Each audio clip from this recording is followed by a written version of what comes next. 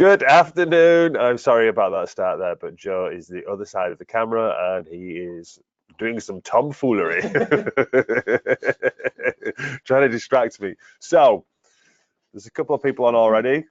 You know, you want to be really glad that this camera is focused on me and not on him. If I could turn it around, I would not. Right. So first things first, I need to know that you can see me, you can hear me, and you can see the slide that says advanced goal setting. So there should be a little box. Again, I should really look at this. I don't know because I only ever see this when I'm doing them, but there should be a little box where you can comment. So if you can have a look in that, and then we can get going. Questions? Dashboard. So for a little bit, I'll just talk to myself. But as soon as it's way up, someone's commented. Palms in, he can see, he knows what I on. Cool, so we'll just give it another little minute or so, just let a few more. Sound and vision okay? Thank you, Stephen. Woohoo! Faminder's very excited about this. See how it goes after the first few heart-wrenching questions that I give you.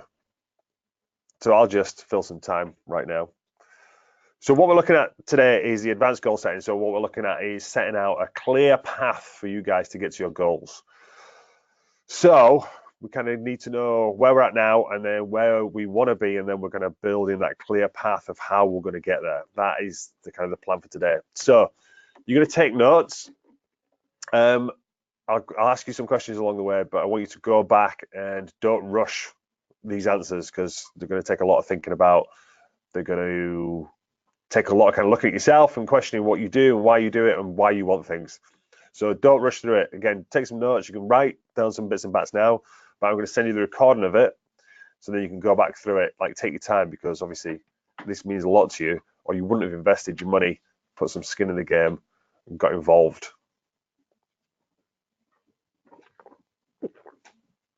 Like that. I got a nod off Joe, so he must have approved of that one. Right.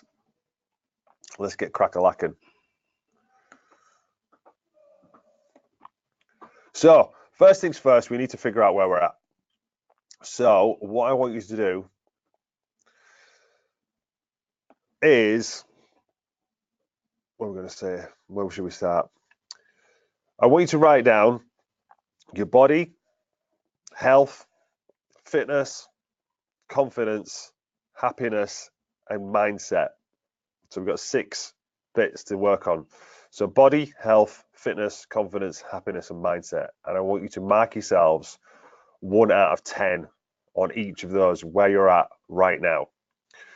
So 1 being bad, the worst, 10 being absolutely perfect and super confident with it. So body, health, fitness, confidence, happiness, and mindset.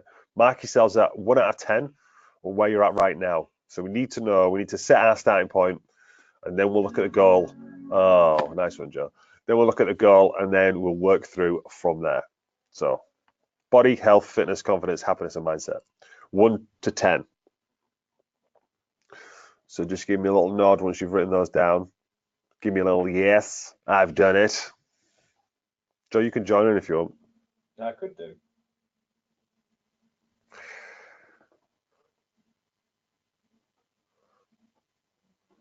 So just give me a little yes, nod. Thank you, Paminda. So don't forget, I can see how many people are on this call. So if you don't all get involved, I just will not stop talking. There's going to be a bit of audience participation in this. This is a safe space. You can tell me what you want to know. Don't worry. So now we're just figuring out kind of where we're at, because that's obviously super important because we need to look at what we need to change. So, you know, if you're super confident about your health and your fitness, but then, you know, your happiness is lacking, you know, if it's your mindset issues, these are all kind of things that we need to address. So, right, cool. We've got a couple of people in. So moving on. This is what generally happens. So this is what you all recognize. This is where we're at now. So you're a gingerbread man. That's all I could find out as the best graphic possible. And you're moving towards your goal. Then something happens. So we've got this represented by a bomb at the moment. So something bad will happen, whether that's, kind of stress at work, stress in relationship, a lack of results or slow results, whatever it is that happens, and it sends you into kind of a bit of a nosedive, a bit of a tailspin, where you come down and you end up in this hole, this kind of this drift, this well of despair. So this is where you'll revert back to your lowest level of training. So by lowest level of training, I mean kind of what you're used to. So that's often kind of emotional eating, looking for something new. So it's quite common that people will do a plan. They'll feel they're getting slow results or no results, and then they'll end up getting frustrated and stopping that, even if it's worked for the past, 4, 5, 6, 7, 8 weeks, because you've had that 1 or 2 weeks where you've stalled or you've kind of got bored of it, you're not being able to maintain it, and then you go back to the start and look for something new. So you never kind of get to your goal because you're constantly in this loop, this cycle. So today, what we want to do is take that gingerbread man clean across to that goal. So speaking of goals, what is your 12-month goal? So where do you want to be this time next year? So I'm saying kind of it can be as fluffy as you like. So we're not necessarily looking for something that's kind of, specific and measurable. You want to look at kind of like, what will it look like? How will it feel? What will it be like? So that is your next bit. So once you've done your kind of padded out your 12-month goal, you had a quick think about it, just let me know. So this can be quite a kind of dreamy one. I'm not saying you need to be, in a hot tub with loads of playmates and male or female that's on the back of a Ferrari. Both, I'm greedy. This is just Joe's 12-month goal for sustain with another sausage dog.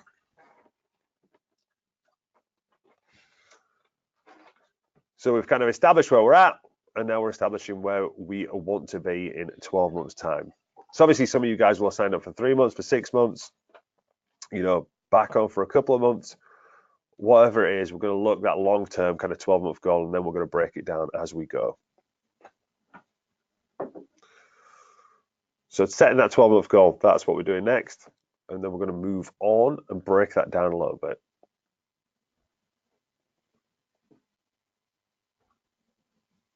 So like I said, don't rush your answers, because you're going to have the opportunity to go back through this as recording. And then we can break it down a little bit more. You'll be able to pause it and you'll be able to think about your answers, or, use your notes. So goal setting, is a lot about being motivated and keeping you motivated.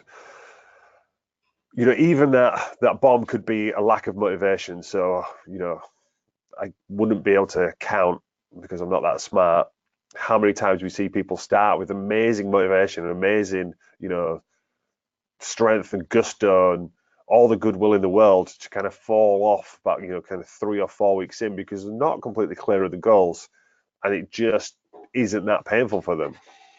So the deeper the goals, the better the goals, better the goals, the more motivated you'll be and the more likely you'll be to succeed.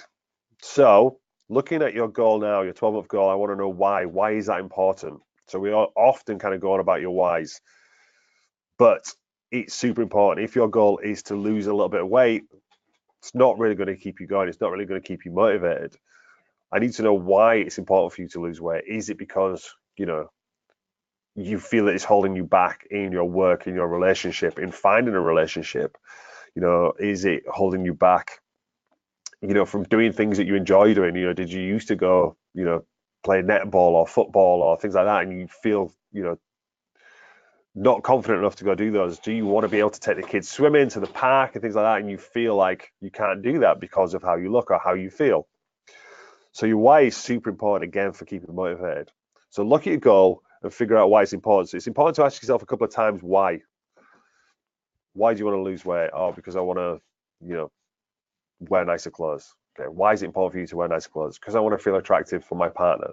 Why is it important? Because I love my partner. I want to stay with them. I want to be proud that they're with me.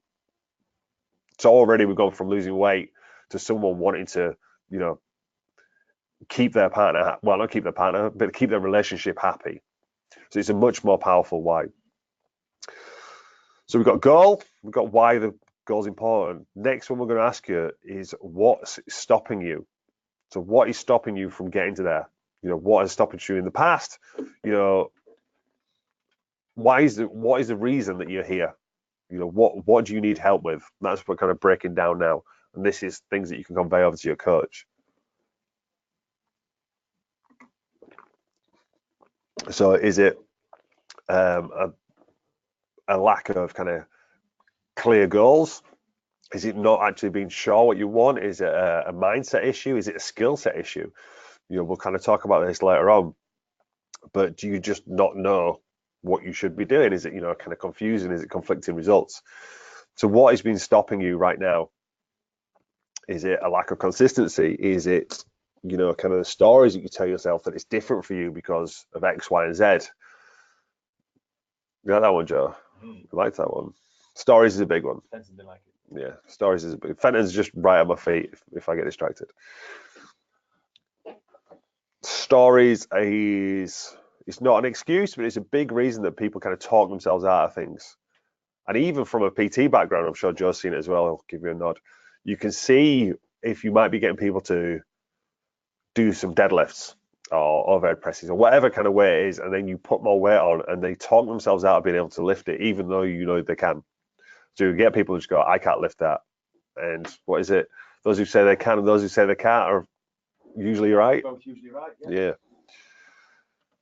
So what's been stopping you? And then the next one, so these are all building to motivation, is how will you feel when you reach your goal? We're going deep today. Real deep. Bull deep. So yeah, think about how you'll feel. You'll feel proud. You feel like a good role model to your kids. You know, that sense of achievement. You know, more confident, in control. These are all, you know, real positive things that we can look to when you're feeling that lack of motivation, when, you know, because it will happen. Everyone lacks motivation. Motivation and willpower, fickle. They come and go. So you need more than that, or you need things that you can go back to and go, right, now I remember why I'm doing it. This is worth more to me than getting in from work and going, oh, I'm tired, I'm just going to order a pizza. These are the kind of things that you can pull back to, that you can, you know, look at each day, every day, or even when you're a little bit tired, or reviewing what you do. So we've got your 12-month goal, you've got why it's important, what's stopping you, how you'll feel. So the next one, so it's going to be highs and lows today, highs and lows, is we need to attach pain to not changing. So I said earlier, you know, too often we'll see people come to us. People come to us because they're in pain, because they want to change something. You know, people don't wake up and think, I need to go on a diet or I need to find a new nutritional approach. They wake up and think, I need to lose some weight because I'm not happy how I feel. That all makes sense. So if, say, they've got 14 pounds to lose, so they've got a stone to lose, once they've lost 7 pounds, then the pain of being 14 pounds overweight is kind of dissipated, is gone. So that's often when they'll start slipping. That's kind of their bomb, is they've lost that pain, that kind of motivation to change. So we need to attach pain to not changing. So if you stay as you are now, what are all the bad things that will happen? You know, so you won't become more confident. You won't want to take your kids swimming. You won't want to go and do sports day because it's embarrassing. You won't want to be, you know, in family pictures. You get that, you know, knotted stomach feeling when someone tags you in a picture on Facebook. All these things are negatives, and these are all things that can drive you. So often kind of people try and, you know, just stick with the positives, and positives are fantastic, but sometimes, especially for me, negatives can really, really, you know, kind of drive me and kind of excite me because I want to change these things. So right now at the moment, I'm going through a different training cycle. So I'm hitting a lot of strength work. I'm trying to get a lot stronger. I'm trying to improve my body composition because I've eased off for like a kind of 5-6 months. I just kind of took it easy and I've put a bit of weight on. Again, we'll talk about this later on, kind of my motivations. But that kind of excites me. It's like, right, you know, I've got a bit junky. I'm looking forward to changing. So don't just think of kind of negatives as being negatives. Negatives can be kind of positives in a way that they drive you. You know, like you'll get, you know, as a PT, you might use a bit of negative reinforcement to try and get people to do more. Sometimes it works, sometimes it doesn't. So moving on. So again, what has to happen for you to get there? So we've got our goal, well, we know where we're at, and we've got our goal. What needs to change in this bit between it? So is it being more consistent? So you're all getting coached. Is it being more consistent with your food choices? So you might be great Monday to Friday, and then, Friday night, Saturday, Sunday, you're terrible. So is consistency going to be key here? Is it being more open and honest with your coach? Sometimes we'll get people who don't, fully report the foods they're eating. Sometimes they'll just won't send, a day if it's really, really bad. And if you do that, then there's no help for us. If you don't give us the reasons as to why you had these food choices, if you kind of kid yourself that, you ate 5 donuts, I don't regret it at all. I, thoroughly enjoyed them. Is it being honest with yourself? So what has to happen? What needs to change? So we've got, I can't remember which side of the camera I'm on. Start point, goal. What needs to happen here for you to get to your goal? So what has to happen for you to get there? Is it listening to your coach? Is it engaging more with the process? It's great from our kind of perspective, when people are getting 10 out of 10s, because it's very easy for us. That's the part of the consistency. Just keep this up. You're just doing good. You might be having quite a lot of fats there. So you might need to just turn back, be conscious of this, be conscious of that. But then if someone sends through a day that's, not very good, it's made of poor choices, and that's it. They just go, breakfast, bacon sandwich, dinner, fish and chips, 3 pints of beer. There's very little that I can give you feedback to that except for don't do that. You know what I mean? It doesn't mean anything. But if someone goes, I had bacon sandwiches because it was my wedding anniversary, or, it was my kid's birthday and my kids made this, it was my birthday, my children made me breakfast in bed, bacon sandwich, I wanted to enjoy it with them, cool. Fish and chips, we went out for a nice family day, we went to the seaside, blah, blah, blah, had this, fantastic, cool. I can't argue with that. Or went for, I took my lunch, we went to the seaside, I took some food with me, but I got really hungry and then I ate, fish and chips, and that's completely different feedback. So is it engaging with your coach? Whatever it is, what has to change for you to get there? So we need to start thinking of these kind of a list of things that we need to do that we can start ticking off as we go. So if it's been more consistent, then we can set, a minimum score for each week. If it's engaging more with your coach, you can make sure you address every choice that you have and why you had it. Right, moving on. So with your 3-month of coaching, I want you to write down 10 reasons why it won't work for you. So this is kind of going back to what we just said. Is it because you're not going to be truthful with your diary? This won't work for me because I'm not going to listen to the advice that the coach gives me. They sound ridiculous, but this is all kind of stuff that we've experienced. This won't work for me because I'm going to argue with my coach about the feedback they give me. So yeah, 10 reasons this will not work for you. So is it going to be lack of effort? Is it going to be a time management issue? Whatever it is that you can see, not using as an excuse, but any kind of reason that this won't work for you, because these are kind of obstacles that you've got, and these are things that we need to address. So if it's a lack of time for prep, if you lose motivation easily, if you lose focus easily, these are all reasons why it won't work for you, why you won't get to that goal that we've already set.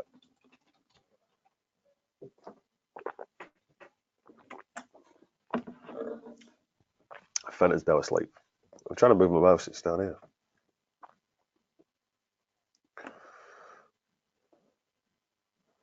So I'm going to give you a couple of minutes to write down 10 reasons why it will not work for you. I even put not in red because it's so serious. I mean, the fact that you're here, the fact that you've invested your money, the fact that you're on this call is super positive. It tells me that you want to change, and we can do a lot of changing before Christmas. You can make a massive, massive dent in 12 months. 12 months? 3 months. Jesus. Well, imagine what you can do. You can do 4 times the amount in 12 months. But I'm not going to lie to you, it's going to be tough. It's going to be hard. There's going to be ups and downs, smiles and frowns. And that's why this kind of the goal setting stuff is so important, because setting, you've all filled out a questionnaire when you started. And, we can, because we're so highly skilled, we can look at these questionnaires and you can have a real good idea just from the feel of the questionnaire whether someone's going to be good or not. Because if you've taken 2 minutes to fill out your questionnaire, odds are you're not that invested in it. We asked some pretty pertinent questions in the questionnaire already. And I'm going to be asking you some real tear jerkers in this one. So really thinking about your goals, like I say, if this is a life-changing thing, which it is for some people, you need to get invested in yourself. You need to, I'm not going to sing Michael Jackson, but you need to have a good look at the man or woman in the mirror. Jamaican man. I went the man or the woman. That's actually my accent. All right, a bit more positive. Here we go. 10 reasons why this will work for you. So pretty much exactly the opposite of the list that you've just written. So whatever you've written, I would pretty much put it in reverse. So this will work for me because I will engage with my coach, because I will be 100% honest, because I will stay motivated, I will stay focused. Turn that frown upside down. Let's get motivated. So give me a little yes, hell yeah, in the box once you have done this. So we've got 10 reasons why it won't work. Now we need 10 reasons why it will work. BTW, it's freezing in this office because we can't get the heating on. Too lean. Yes, because I'm definitely not too lean.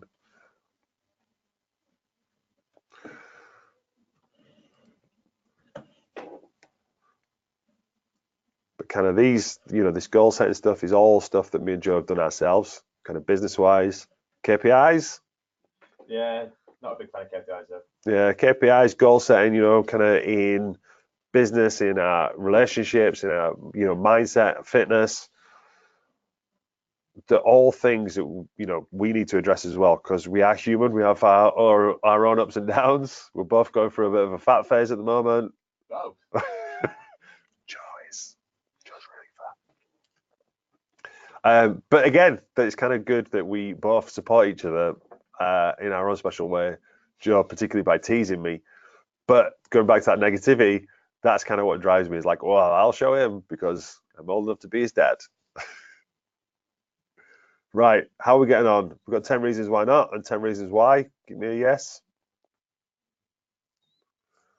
Or just keep on ranting. Anyone? I'm going to stop drinking juice because I'll have to go to the toilet soon. That's all right, Paminda. You can go back and have a look at them. But I would say, yeah, no, it's all right. We can go back. If any of this stuff, guys, you're not clear about as well, please feel free to, can't speak, please feel free to email through to me any questions and I'll kind of have a look at what you've got down. Right, so let's move on before you all gloss over. Right, so what area requires the biggest change? So is it knowledge? Is it not knowing kind of what you should be eating or why you should be eating it? Is it mindset? So is it that kind of lack of focus, lack of motivation, lack of willpower? Or is it your nutrition? Is it kind of what you should be doing, but you're just not doing it? So those are kind of the general three: knowledge, mindset, and nutrition. What is the biggest area of change? Because obviously this is the one that we need to focus on. And this is the one that you can kind of speak to your coach about, whether that's myself or Joe or even Hannah. And we can address from there. So what is the biggest area that you need to change?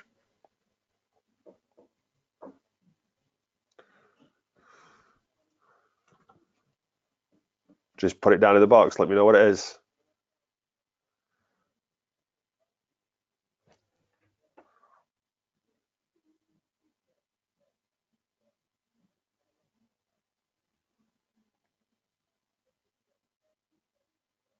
Cool. So Pam's got in with nutrition, Stephen in with mindset. Now I know there's some more people on this call, so they better start commenting. We'll start calling you out. Don't just be a voyeur.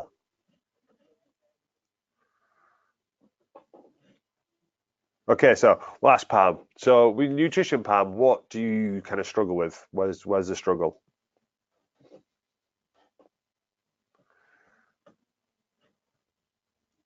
Let's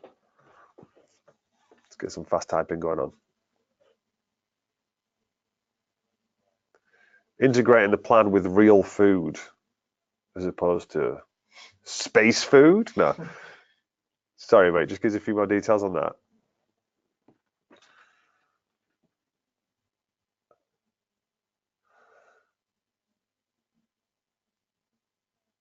So yeah, integrating the plan with real food. I'm not 100% sure what you mean. But again, we can have a quick chat about it now, or you can just email Joe. Everyday foods that are in the fridge and the rest of the family. Okay, so cool. So it's kind of more like find a bit of a balance there. Because the last thing we want, like the whole idea between Sustain was we want to make it kind of family friendly. We want to make it so it's not, a strict diet plan. If you don't have the right ingredients in, then it all goes to pot and you can't do anything. So I think I'll just go on a mini rant whilst we're here. The big confusion with the commandments is people think they have to follow those to a T, get 10 out of 10s, and if they don't, it's a failure. That's not what it's about. The commandments are just there as a simple way to control calories. That's what weight loss is all about. If you have a slice of toast or a piece of chocolate or a glass of wine, you are simply adding calories to your day. That's it. There's not, it's not if you, eat a piece of toast or if you eat a piece of pasta that you will automatically gain weight. We're just trying to make it as simple as possible. So it's just all about finding that balance. So if you want to, kind of have something that's we class as off plan and it's slightly higher calories, then you just need to address the other part of your day. So it's just it's almost more of a knowledge issue, is that one, I'd say. Cool. So moving on. So staying motivated, staying focused, and having a goal. Leverage. So leverage is great. It's something that myself and Joe have used to great effect. So for what we mean by leverage is you almost need something that pushes you towards your goal or helps you along your goal. It's something that keeps you focused. So if you want to, say if your goal was to lose weight and get fitter, then signing up for an event in 3 months would be perfect for that, because that's going to help you eat better because you want to fuel your training, and it's also going to encourage you to train because you have something to do. So again, if you're not looking to kind of burn out on your goals, and having like a clear deadline with an outcome at the end is awesome. It's a great motivator. So the best shape that myself and Joe have been in is when we've had kind of photo shoots to work towards, because we knew that in whatever it was, like 9 weeks or 12 weeks time, whatever's happened between here and here, so this is your deadline, you've got to take your top off and get your pictures taken. Yeah, sad times now. So you've got that clear thing. So you're thinking about that all the way on this journey. If you don't have a clear end date, or if you have an end date that's just kind of wishy-washy, like I'm going to do this, I'm going to sign up for Sustain for 12, 13 weeks, then those goalposts can keep on moving, and you're just like, oh, I've got another 8 weeks to go. I've got 9 weeks to go. I've got 6 weeks to go. It doesn't really mean anything. So having something kind of that leverages you into making these good choices or these better choices, or getting up and going to the gym or going out for a walk, going for a run, whatever it is a great way of staying motivated.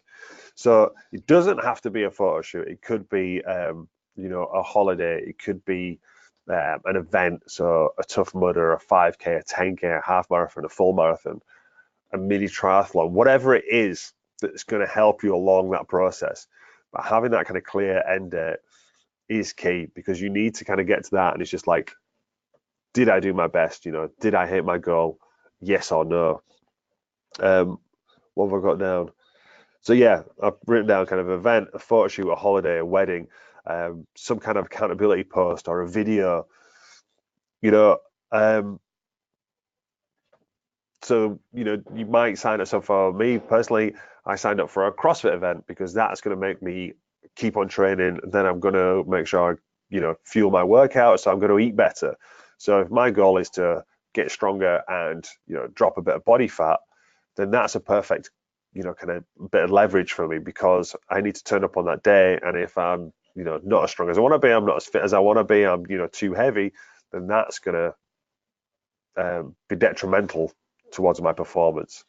So looking for whatever leverage you can. Again, feel free to email me if you kind of think of something, but it almost you almost want it to be public, and it almost wants to be kind of not detrimental, but to kind of disappoint some people if you don't do it, not just yourself, because we get a lot of people say, I'm going to be accountable to myself.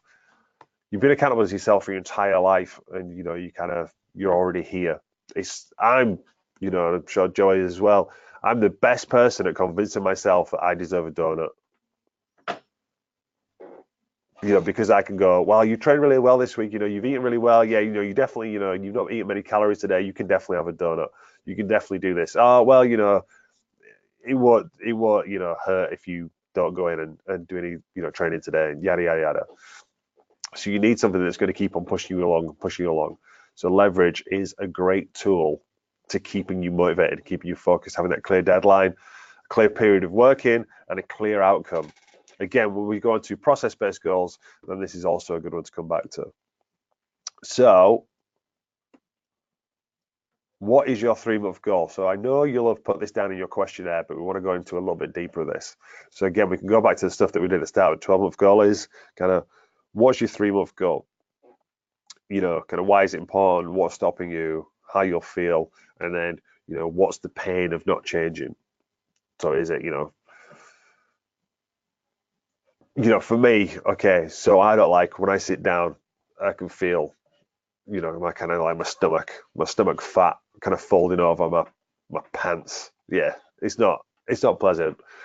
And that's kind of my pain of not changing. I kind of feel like, so I did my 3D scan. I'm gonna write an email about it, and it was pretty horrible to look at. And I'm just like, oh my God, my wife has to look at this like every single day. Yeah, this is not a good look. And I don't feel confident in it. I know I feel confident when I'm, leaner and fitter, and stronger. Even though it doesn't mean anything to anyone else, and I might say that to my mom or my wife, and she'd be like, "Oh no, you look fine. I think I really like how you look now." It doesn't really matter what they think. It's more what I think right now. Yeah, I wouldn't believe her anyway. I just convinced myself. No. But to be fair, off on a complete tangent, I know when both me and Joe have got to kind of like our leaner states, our partners have just been like, "Nah, I don't like it. I'd throw you a bit more cuddly." Like, well, Yeah. we'll just cuddle each other then. Right, I've completely lost what I'm going to say now. Right, so 3-month goal. Another thing people struggle with is the SMART goals. So your 3-month goal needs to be specific and measurable. Those are kind of the two biggest things. So losing a bit of weight, feeling more confident. Okay, so losing a bit of weight, is that 100 grams? Is that 1 pound? Would you be happy with that after, 3 months? No. Feeling more confident, or, feeling better about myself. It's too wishy-washy, because I can wake up one day and go, I feel really good about myself today. And then the next day, I feel pretty shit about myself today. It's too objective. It needs to be measurable. It needs to be specific. So that's your biggest thing for your 3-month goal. So it doesn't just have to be weight loss. So I briefly mentioned process-based goals. So I really like process-based goals. So with our system, you get, scored usually out of 70 per week. So a process-based goal could be hitting a minimum score each week. It could be, if your goal is to increase your fitness, it might be hitting, 4 workouts per week or 16 workouts per month. So then that gives you a bit of wiggle room to go over it. It might be a minimum step count per week. We also got, it could be a run time. Anything that your goal is, it might just be able to complete a 5K Tough Mudder. Process-based goals will work because, the end result is going to be weight loss. But it kind of takes away from people getting all agitated and upset about, the scale's not moving and stuff like that. Think about all the positive things that will get that. So, say 99 out of 100 people will come to us for weight loss. but you can look at attaching a goal that weight loss is the kind of side effect of it, and it's quite good for people who've been obsessed about weight issues and weighing themselves. And if if you weigh yourself and it's gone up a pound, or you've not lost as much weight as you feel you should have, whatever that means, and that throws you off, then a process-based goal could be a good alternative. So we set specific, measurable, 3-month goal, or we'll call it a 12-week goal. So now you need to set benchmarks. So this is just kind of like little check-ins. So if you imagine, we always kind of go on about car analogies, and it's not like me and Joe are big car fans, but it's just because it's a journey. So if I know if I want to get to Scotland within 5 hours. So if I want to drive to Glasgow and I want to get there in, let's say, 5 hours, then I need to be in Newcastle in 3.5. So that'd be my benchmark. So if then I get to, if 3.5 hours in, I'm just outside Wakefield, then I know that either I need to pick up my pace or I need to slightly change my goal, because I'm not going to get to Scotland in that 5 hours. I went off on a better one there. So looking at your 3-month goal, so like I say if that's to do, what are we saying? So if it's a process-based goal, if it's to do, 16 workouts a month, so 36, 44, no. Anyway, where do you need to be in 8 weeks' time? And where do you need to be in 4 weeks' time to make sure you hit that 12-week goal? So these are kind of your benchmarks. So they're like mini goals to keep you motivated. So if that goal is, so say if we go for weight loss, if your 12-week goal is to hit, is to lose a stone, then where do you need to be in 8 weeks' time? Right, well, I need to be 10 pounds down. Okay, so where do you need to be in 4 weeks' time? All right, well, I want to be 7 pounds down. So I'm going to go half a stone in the first month, I go to 10 pounds down in the second month, and then I'm going to go to, the full stone by the end of the one. So these are just little ways where we can check along, because then if you've got that stone to lose, and then in the first month you lose 2 pounds, something needs to change. So you need to kind of need to step up your game and address what's going on. So say if you've got, your minimum score has been very, very low, or you're not been doing the exercise, then you need to pick that up, or we need to address this kind of end score and just kind of move it down a little bit. So benchmarks, done. Everyone with me so far, just give me a little yes if you're still with me. This is all making sense. Perfect. Cheers, guys. Okay, so now we're going to kind of set out your path. So once you've hit your goal, again, there's quite a bit of overlap with some of the stuff we're saying, because we really need to drill it in. Excuse me. But what are going to be the 5 biggest payoffs of you hitting your goal? So what are the 5 biggest bonuses? So again, we have a lot of kind of parents come in and they don't want their children to go through kind of what they're going through now, their struggles. So is it that you're going to be a better role model to your kids? Is it going to be that you're going to be healthier, so you're going to be able to, kind of play with your kids? You're going to stick around and spend more time with your grandkids. You're going to feel more confident. You're going to be able to do things that you've not wanted to do. You're going to be able to go skydiving, parascending. I don't know what that is. I think that's on the parachute. What are the 5 biggest payoffs for you hitting your goal? Again, these are great for motivating. These are kind of things that you can look at and go, when you've got that kebab, or you've got some cottage cheese, which am I going to have? Which am I going to pick up? Well, if I've got these amazing payoffs, if I don't eat this and I eat this, they're great and motivating. So we're looking at 5 biggest payoffs, and then we're going to move on to your 10 biggest obstacles. So what are the things that are stopping you? So again, a bit of overlap from the start, but is it time issues? Is it motivation? Is it focus? Or, kind of look back at your dieting history, look at where you've tried and might have kind of failed before, or where you've fallen off. What went wrong? And why? Because we're going to look at addressing that. I couldn't read my own writing then. So yeah, better role model, happiness for the family, feel sexier, be healthier. These are all huge payoffs. So your obstacles are going to be, like I said, like a lack of motivation, um, lack of time, lack of prep, poor knowledge, all these things that are stopping you from hitting your goals. So kind of looking back at, what's stopping you, what has to change. These all kind of overlap, but they're the things that are holding you back. Because if you didn't have these, and that's when people go, I don't have 10. If you don't have 10, then you'd probably be there. So your 10 biggest obstacles. Okay, where the next slide is. Go back on. So now for every obstacle, so all the 10 obstacles, you need to write a solution, a possible solution for them. So we're already kind of working a bit more preemptive. So a lot of time we'll see people is trying to work reactively. Well, this happened last night. Cool. Okay. So then we can say, well, what are you going to try and do next time? What's going to be different? What can we learn from this? So right now we need to look at what your obstacles are. So if you're listening to them, so say if it's like, lack of motivation. Okay. So lack of motivation causes you to fall off. So what's the solution here? Right, I'm going to remind myself of the 5 biggest payoffs of hitting my goal every single day, or every 2 days. I'm going to write it. I'm going to put it as my screensaver. That is a perfect solution. Now it might not work, but it's a start, because every kind of solution is not going to be perfect straight away. But what we need to do is we need to try it first, see if it works, review it. If it doesn't work, okay, what happened? What can we do different next time? What can we learn from this? If it did work, cool, we'll keep on doing that.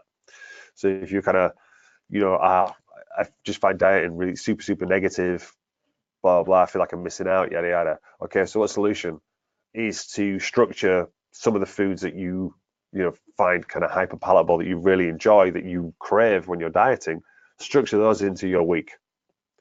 So if you get someone who eats a lot of chocolate, or drinks a lot of beer, lots of wine,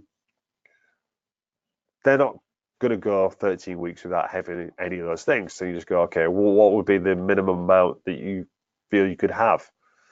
So if it's wine, well, 2 glasses a night, okay, cool. So on a Friday and Saturday, have 2 glasses of wine, and then we can see where we're going. So if they have those 2 glasses of wine, so that's an extra 650 calories over the week, and they still lose weight, then that's perfect. That's going to help them adhere to their plan, and they're going to keep on going, as opposed to you just saying you can't have any wine and then falling off plan and drinking 2 bottles, a night.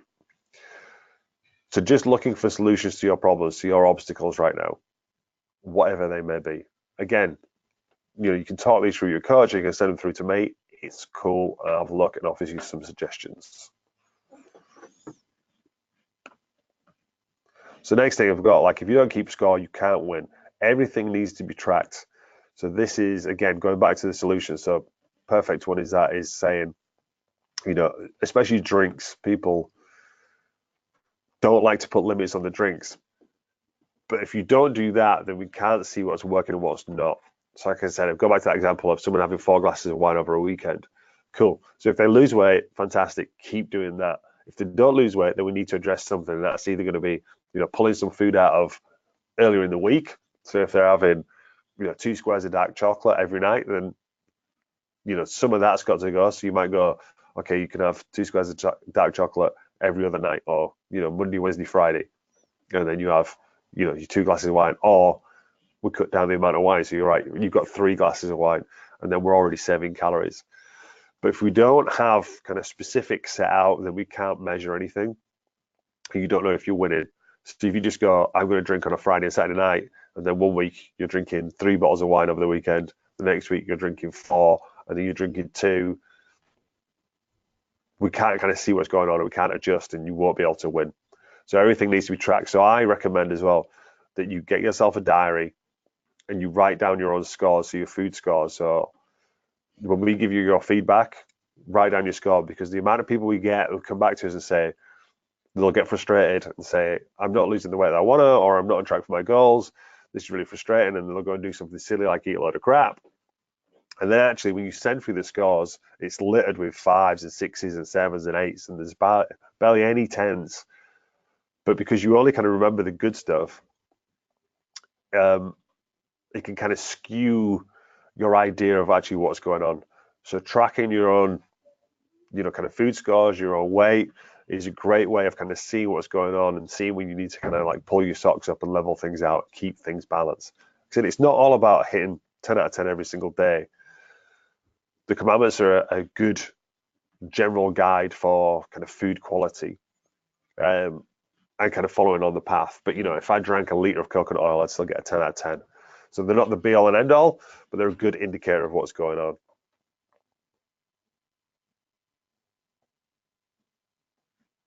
Moving on. So, right. That is about us, guys. So it's time for you to have a little chat with us. So what is the biggest take home you're getting from what I've just said over the last 46 minutes of non-stop talking? What would be the biggest take home you've got? Why don't you ask them what they'd like to learn more about? Yeah. There's loads of good in there, but we could do all. Shut up, Joe.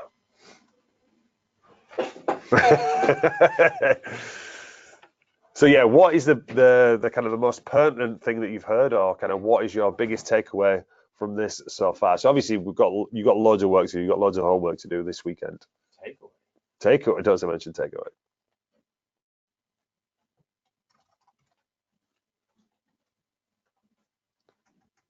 Thunder digging in the sun. So Palmer said that the 10 Commandments are not gospel. You can deviate a little at times as long as it works. You just got to find what works for you.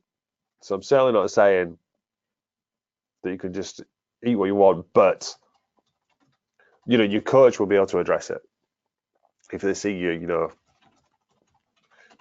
drinking a liter of coconut oil like I suggested.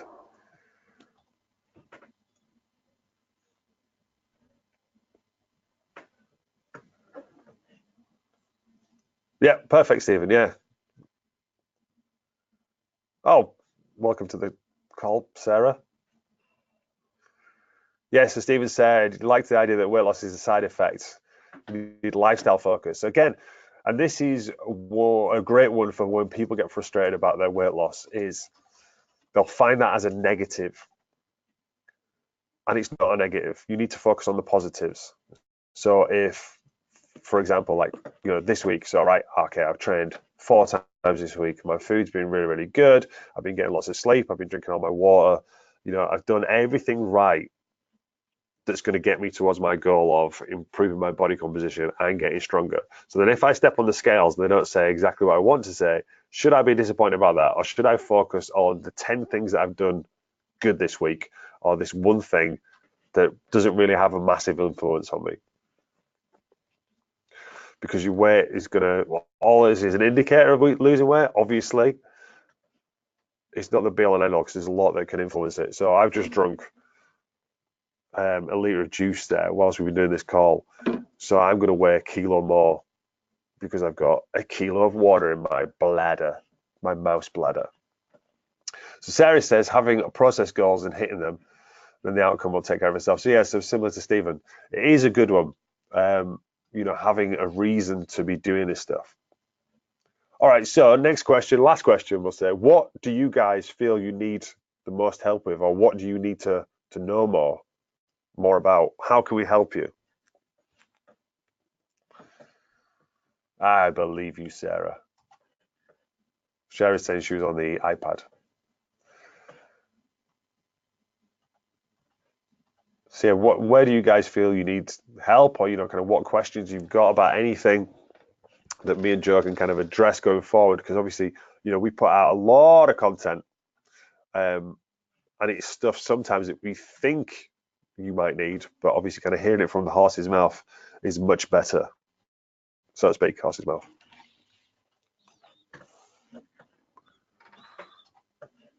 I'm getting heavier.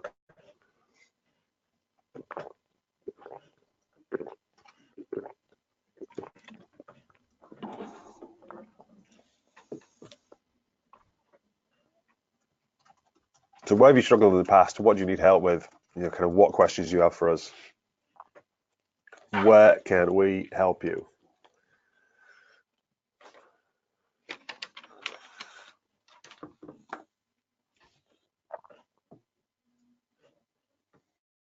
Anyone got any questions?